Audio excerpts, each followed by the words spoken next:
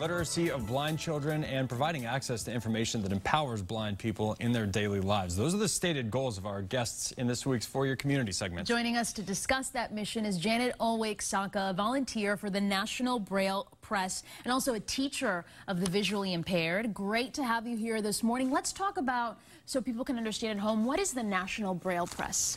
The National Braille Press is an organization that provides Braille literacy to all, and they've been doing this for 90 years. In fact, this is their 90th 90 anniversary. Years? Yes, and wow. This year is our anniversary of 90 years.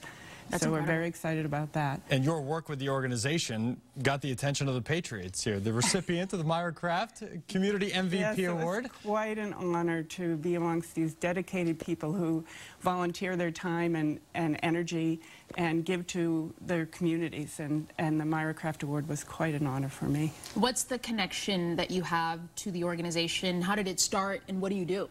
So the National Braille Press supports what I do in the schools. I'm a teacher for students with visual impairments, and it's very important for me. Well, you'd be surprised to know that most children with visual impairments are in the public schools. I think that's always a surprise to people. 85% of our kids are wow. in their own community schools.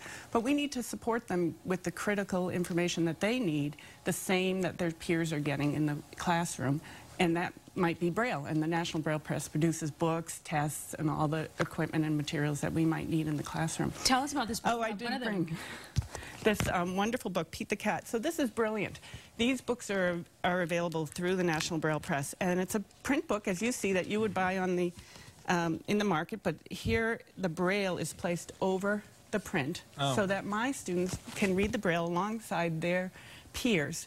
It is so popular in the classroom that all the children sit down and they tell me, I'm reading the Braille, as they sit there with these books that have the print and the Braille in them. That is beautiful. Let's talk about just progress in general. We were talking earlier this week about Microsoft's new technology that's coming out, the Seeing Artificial Intelligence. Just last week we were talking about the beeping baseball tournament that was happening out in So exciting, yes. There are so many applications now that help people who are visually impaired. Yes. So I've seen students all the way through to college, and I have students graduating from Harvard, from Brandeis, from all sorts of wonderful institutions because of the technology. They're able to get the information in the same time as their peers in the classroom. So the National Braille Press promotes this new technology as well as paper Braille, which is still important to many, many children and adults.